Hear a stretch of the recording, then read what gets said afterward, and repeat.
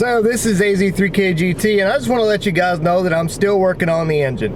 The reason why I haven't uploaded in 2 months is mostly because my rod bearings have not came in. I ordered a set of rod bearings and they came in, okay?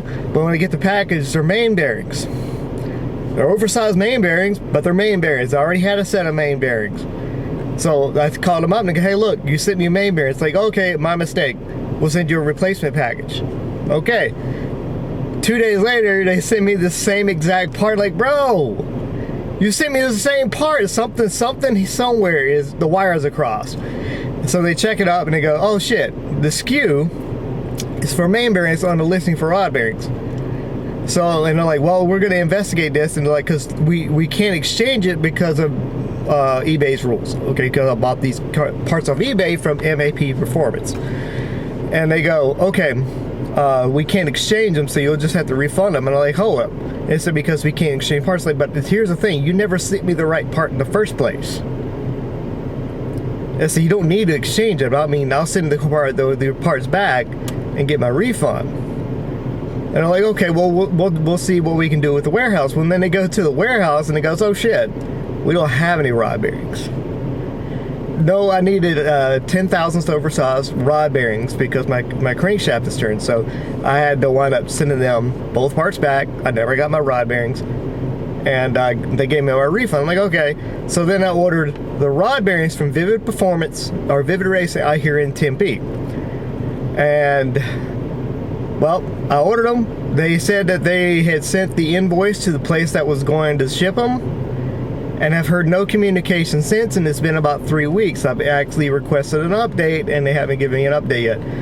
So right now I recorded me putting in the crankshaft and torquing it down. I actually torqued it down, followed the specs, took it back apart, you know, untorqued all the bolts and then retorqued it to make sure that the crankshaft was flat. Then I, and all that shit after I checked my clearances. Using plastic gauge, because that actually already measured it with a set of calipers with my micrometer set and my little T things, and I have about 2 thousandths clearance, 2.5 thousandths clearance in this, so it should be good to go. But I'm stuck now. I literally have almost every single part ready to put this engine together except the timing belt and the solid tensioner. But other than that, the engine is ready to be put together. Okay, the only thing that is really putting a damper on shit is this rod bearing, the set of rod bearings. Everything else is ready to go. So I'm waiting on that. There's nothing I can do about it, and I haven't been able to do anything with it. So once I get the rod bearings, we'll be good. I'll put the engine together. By then I'll have my solid tensioner and Kevlar timing belt. But until then, there's nothing much I can do about it. And I was gonna order it from 3SX here because I like 3SX, but holy crap, they're shipping. It's like this. 3SX's shipping and handle is ridiculous. I mean, I love the guys, they're good people, but when you order a set of $12 gaskets and they want to charge you $40 for shipping and handling, and it was funny, they had UPS ground, okay? They wanted, UPS ground was the only one that was reasonable, like 17 bucks. But the minute you click the link for UPS ground to choose UPS ground as your shipping and handling, the fucking website crashes. It's like you have to back up and choose another one. So of course you can only really choose out of the most expensive ones. I can't, 3SX has lost a lot of business out of me because their shipping and handling is ridiculous. I say I can go buy this same exact part from somewhere like Pampina Motorsports and they give me free shipping. And the price of the part that I order is the exact same, if not less, than 3SX. So why would I order from 3SX? But there are some parts that you have to get from 3SX because that's the only people who make them. The only people who have them, like the pistons. They're the only people that have that you can order those pistons from, so you have to order from them. So I mean, and at least the shipping and handling was reasonable at that. It was actually more reasonable. It's like still like 30 bucks to get them shipped. But it's a $900 part. It's full on pistons, so I can understand that. But wanting $40 for shipping on a $12 part, some gaskets where you can just throw them in the middle of an envelope and send it. No, I'm not gonna buy that. I actually ordered those parts from Cherry Hill Mitsubishi, which was probably a mistake because guess what? No communication whatsoever. I mean, it was fucked up. So I worked at a Mitsubishi dealership, and I probably could have ordered that same exact part for $12 and ended up being here the next day. But there are some parts that I can't order. Like I can't order a Gates Kevlar. Or hell, you know what? Maybe I could.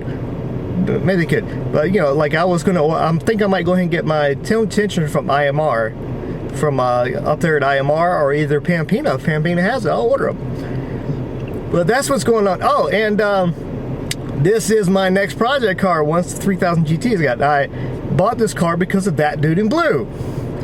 If you actually looked at one of his reviews, the one for the Volvo C30, I said I was probably gonna trade my Camaro soon and buy a Volvo C30. Well, guess what? I did. So, you know, thanks to that dude in blue. I absolutely love this little car. It's the Volvo C30, a 2008. So actually I went to an older car, 2008. It only had the same amount of miles, had 109,000 miles on it, which for a 2008, that's not bad. But it is really clean. It's a silver one, just like the one that T-Dib put on his website, when he uploaded that video to you. And it's not automatic. But I had to get the automatic. They actually had a teal one, a blue one, that had the manual. But I have two people that are learning how to drive that can't drive stick. Aiden and my girl. So her kid and her, they can't drive stick, so I had to get the stick shit. I had to get the automatic, which is fine. I mean, this is just going to be the daily. But I do plan on doing some work to this. I'm going to do wheels and tires, suspension. I already got the wheels picked out. Intake and exhaust, probably the intake plenum and throttle body, for all from Elevate Motorsports. It's probably going to be about 330, 300 horsepower, something like that. I might go the big turbo route later, but for right now, the 3000 GT is where all my money is going into, and I've put a lot of freaking money into it. And I've bumped up the time scale, the timetable on the 3000 GT for the interior. I ordered my seat brackets, my side seat mounts. I got my harness part. I'm eventually going to put a roll cage in it, so bear with me on that one. And I got me a set of OMP harnesses to go in the interior. So as soon as those parts start coming in, they're going into the interior, and I'll record that. I think the only one that's going to take a while is the seat bracket. I got it from Car ID. They were on eBay, Car ID. Okay. And it's a planted driver's side seat bracket. I have my OMP seat ready to go in. I just don't have the brackets for it just yet. So, and I was actually going to hold off until I got the engine in, but it's taking so long to get this engine in, and nothing is getting done on the car. As I decided, screw it, we're going to go ahead and get something done on the car, and I'll record it, put it up on YouTube. You guys can be happy for a little bit. So you're basically, all the interior is going in soon. They got me a set of yellow seat brackets for the side mounts, because guess what? Fucking yellow car with yellow trim on the seat. And I got myself a set of OMP harnesses for the same reason. Black and yellow is kind of like the color scheme I'm going with. So I got a black harness bar, a black 4-point OMP harness with like the buckles on it. So, you know, it's legit OMP. I got OMP seat, got OMP steering wheel, gonna have OMP freaking seat pedal, the actual pedal set. So we're just gonna go OMP with the interior. I like OMP because of their history with rally racing and Mitsubishi. They were like the guys they got their WRC kit with. So I'm going with OMP. Okay, with that being said, I appreciate you guys doing subscribing and liking the videos. I mean, seriously, leave comments. I know my videos are not that good. I'm a mechanic, not a YouTuber. I'm doing this because somebody asked me to. They said, dude, you should do YouTube videos for this car. They said, you have such an unorthodox way of thinking about it. You should do it. It'd just be weird. Somebody doing the actual full-on and naturally aspirated build on a 3000 GT when almost 100% of the community does turbo builds. So, yeah, I'm doing it because somebody asked me to, not because I really care for making videos. But, you know, I try to have some fun out of doing the videos, and, you know, some of you guys apparently like it, not as much as I would like. Definitely not enough to even get monetized, but whatever. I'd probably get banned off of YouTube for wearing my Don't Tread on Me hat anyway. Heck, the algorithm might actually push this video harder because I don't have my freaking Don't Tread on Me hat tonight, because I'm just about ready to go into work. So, with that being said, I hope you guys enjoy the content. Sorry for the long gap between uploads, but it's not much I can do about it. And I'll see you guys later. Peace out. So what's up, guys? I got an update for you. Hey, it looks like I'm actually going to get my main bearings in on Monday from Rvenge Performance and Transmissions. So it's on the way. It looks like it's going to get there, but I decided I was going to go ahead and get some billet oil pump gears and I got to get the timing belt and tensioner anyway. So, and I can't put the oil pump in. I still have gaskets coming in. It's going to be about a week and a half now by the time I actually get my gaskets in for the oil pump, though, to the oil filter housing gasket and the pump to block gasket. So I still can't put the bottom end together completely. I can't get the pistons in, can't get the crank done, at least get some progress done. So in the meantime, I have another project I'm going to go ahead and jump on. You probably see it in the background over here. But I do a little review and to go over some of the features of the new seat I'm putting in. And let you see how it fits me, because it's pretty snug on me, which is exactly what you want. The OMP TRSX FIM homologation racing seat. So let's go ahead and get over here.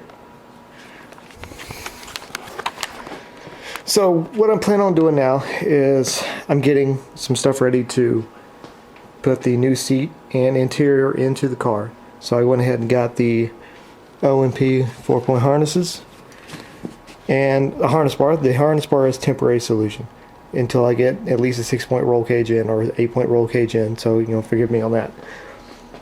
And I'll be installing those on Wednesday, I think. Wednesday.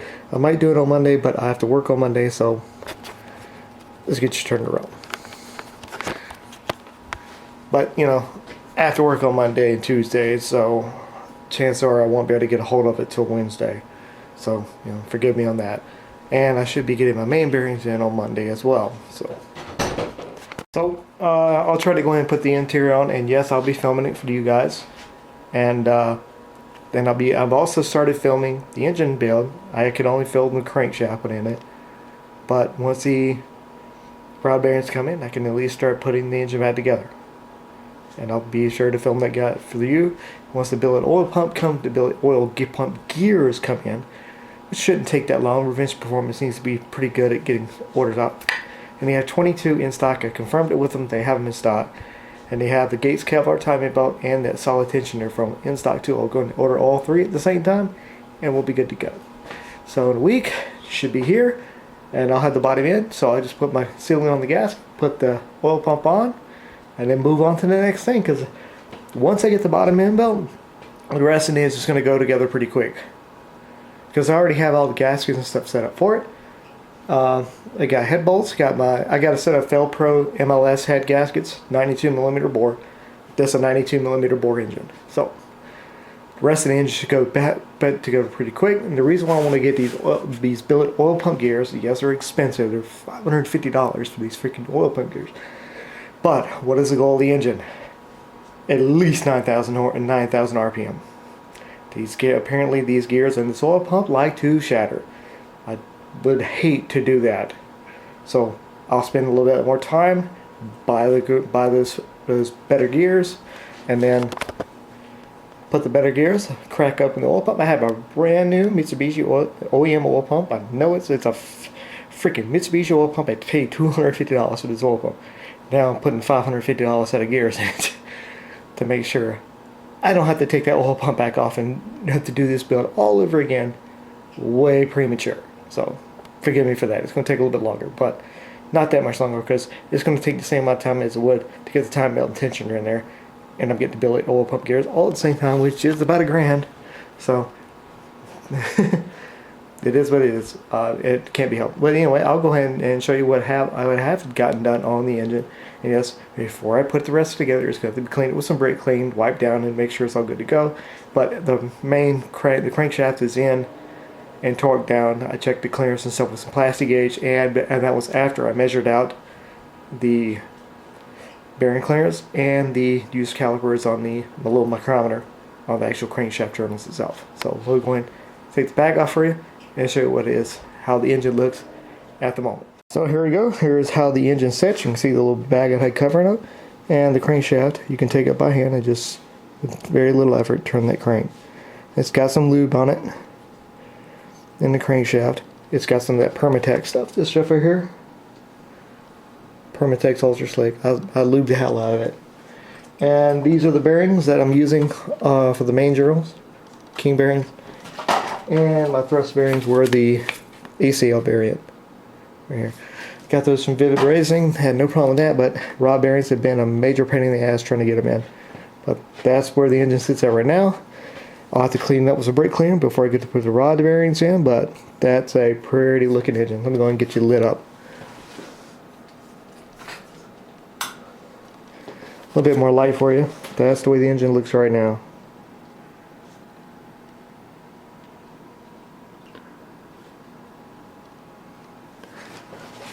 And see, turns pretty nice and smooth. See all the lube on it. That lube is there to keep it from rusting. Do not want it to rust. So I have it coated in lube right now. Here goes my heads. Everything's sitting up ready to go. See, they're well ported and polished right now. And these are fully built, rebuilt heads, but I can't put the cams in there. And I even gave myself a little warning note right here. Be sure to blow it out before you install them. But fully built heads. A lot of money was spent on those heads. New BC valve guides, all the springs and retainers are in. Once the bottom end gets built, the rest of the engine's going to just come back together like Legos. Then it'll be time to drop the engine in. That's so fun. Before I do put the engine in, there is one other part I want to get, and I want to get an XD Stage 2 clutch with a 3-putt clutch. I can get the engine in. I can even get the transmission on and attached and make sure the engine runs, but eventually I will have to get a clutch in it. So I want to go ahead and get the XD Stage 2 clutch. It's like this little triangle 3-putt clutch. It's like $400 too.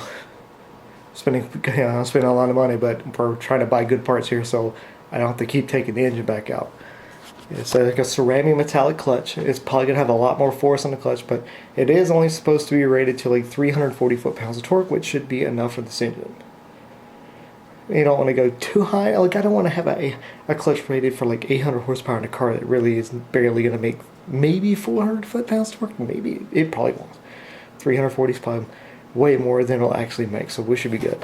And you don't want the clutch to be so strong that it stops being the first part that goes out. You'd rather have the clutch go out than your transmission. The clutch goes, pull the transmission out, replace the clutch. Put the transmission back in, you're good. You want that clutch to fail first. It should be the weak link between your engine and transmission. You don't want the clutch breaking your transmission. So, and if it'll probably be after I get the engine in. There will be an LSD going in the transmission. I'll probably have some guy at work throw it in there because I know absolutely nothing about transmissions. I'll have him pay him a couple $100. Once I get the LSD, I'll drop the transmission, put the LSD in it, so it'll probably take him like 2 hours. I'll run it through my shop. This guy's really good. He says 2 or 3 hours, I'll have it out and back in. So we're going to do that. And, well, with that being said, I know it's been a while, but I'm doing what I can. And I hope you guys enjoyed the content. Please leave that like and subscribe. And on Monday, I'm hoping to have a new video film for you, put the interior, and maybe a separate video of getting the bottom end put together, and then quickly getting the rest of the engine back. So the engine build video is going to be a separate video I'm going to do by itself. I'm going to record that whole process and then put it up while I'm still doing the vlogs in a way in the meantime. But once I get the engine built, I'll put the video up of the whole engine being built, and then the other video will be the vlog going back in the car as a normal video. But I'm working as hard as I can on it, but it is taking a long time, and I understand that. So it takes a long time. Just be patient. That's all I can say. It took me 2.5 years to get all the parts that I do have, and there's the parts that I could not get until after I took the engine out. So be patient. So I'm actually decided to go ahead and jump in the seat and show you where this thing is sitting at. Okay, I'm about 5'5" tall, 160 pounds, so I'm not exactly the tallest guy ever. Now you can see clearly in the photo, you can see the shoulder strap harnesses well within range where they're supposed to be. The seat is here. It's hugging me pretty good right here and right here. So I got the 4-point harness on, but they're really not really worth putting on until they're in the car. But Yeah, but yeah, this is perfect seating fit for me. So absolutely, I'm glad I got this seat and it fits perfectly. I'm not gonna be able to move around in this at all. So I'm trying to move side to side, and at least my hips are firmly planted in the seat. Not bad, not bad for the seat. And you can get these seats. The best place I got them from was a place called Murray Motorsport in Ireland. They priced them at like $250. Now, caveat: you will have to use ADL. It's like their overnight transport shipping via plane, and you'll be paying about $150 for shipping. Guarantee it. They're smaller parcels. Companies will not ship larger items, so that's what happened to me. It took me and they don't always keep them in stock, and they had like 2 months that I had to wait for them to actually get in stock. So be wary. I'm not trying to rag on Murray Motorsports. It is what it is. I'm just telling you exactly what happened. And then they shipped it. It made it to a distribution center in London, and then kicked back to Murray Motorsports because they cannot transport the item. It is too big. Fair enough. It's a large item with a huge box. So they had to upgrade with ADL, which is like big transport plane. It's airmail, essentially air shipping it, and they funded like at least half of it because it shouldn't have happened that way. They was like, why did the guys even take it if they knew they weren't going to be able to ship it? But but so I paid $150 for the shipping 2 months after I'd originally bought the item. So that being said, you're probably the difference in pricing for this seat was close to what you would get anywhere else in America, about $400. Slightly less in some areas, it'd be like $450. So I think it was like $350, $375 that I wound up totally paying for it, and that was with them paying half of the ADL price. So if I were you, if you're in Europe or something like that, or if you're willing to do it, but for me, I think next time I'll go ahead and just buy the seat from an American distributor, because it was no longer really all that competitive, even though the people were nice about it and stuff. But come on, I could have had the seat in 2 or 3 days, and if I'd have paid $400. But the guys were nice about it, and I'm probably going to order more stuff from Rvenge Motorsports because I'm trying to build like this rally inspired car. Because if I didn't want to have all the rally stuff, come on, I wouldn't be using OMP. OMP and Mitsubishi and Rally all go hand in hand. They were like one of the biggest manufacturers for WRC products, and every single part that's going on in my interior is OMP. I still got to get them, the pedals and the footrest. I don't want to put my feet directly on the floor panel of the car. So I'm definitely going to get footrest, some aluminum footrest with knurls on them to keep my foot in place, because I did have a problem with my feet slipping off the pedals, even with just street driving. So definitely going to get me a new set of pedals, and this is going to be a tri-car, so even more important. And a footrest, so I won't have my feet directly on the floor pan, and plus, race car steez, who doesn't want that? And eventually I will get a passenger seat and a co-driver's footrest. I do want to make this a hill climb car, so it'll be a good idea to make sure you got FIA homologation stuff. And what happened with the roll cage is I'll probably wind up ordering a pre-bent roll cage from 3SX, because I do not have a bender. And I will weld it in myself. I have my own welder. I can weld it in myself and just piece it together, set everything up, leave the seats in, drill the holes in the floor and all the reinforcements, put the seat and put the roll cage in myself. I have my little MIG welder over here. I can do that. But I don't have a bender to bend my own roll cage, so it'd be like $700. That's $499, and like $800. $499 for the roll cage, $300 for freight. Yep, I mean, it's still going to be cheaper than $2,000 to have somebody else build my roll cage for me, but hey, I still want the accomplishment of putting in the roll cage myself. So the least I can do is weld the roll cage in myself and have everything set up. And then the car will pretty much be ready to be passed tech inspection for any track day that I want to go to. Yeah, hell, it would probably already pass already. But plus, I don't know, there's something about driving a car with a roll cage in it that I really like. Ever since I drove race cars with a roll cage in it, the dirt track, I've always wanted a car, like a street car with a roll cage in it. It's just cool to me. And I don't like having interiors because I like hearing the car. At least, I'm weird. So I like no AC. Like, it is basically a straight race car, except it's streetable, sort of. It's too old to even worry about inspection. But yeah, I want a race car for the street, and I want to be able to take it to a rat track, walk right in the door, pass tech inspection, take it to the racetrack, and drive it home. And then go to the hill climb event in Clifton. There is a hill, it's called the Clifton Historical Hill Climb. Google that shit. It happens here in Clifton, Arizona, and they mostly use open wheel cars and some more vintage cars, and there's some new cars that come through, sometimes even like stock cars. And I want to enter into that event, and I want to run it. Because I at least want to be able to say I built a hill climb car out of a 3000 GT. I physically run a hill climb event in the car. So that being said, hope you guys enjoy the content. And I'll leave it at that. Hopefully the next video will be me putting in the interior and not telling you that, hey, nothing's really been done because parts. So I hope you guys enjoyed it. And I'll see you guys later.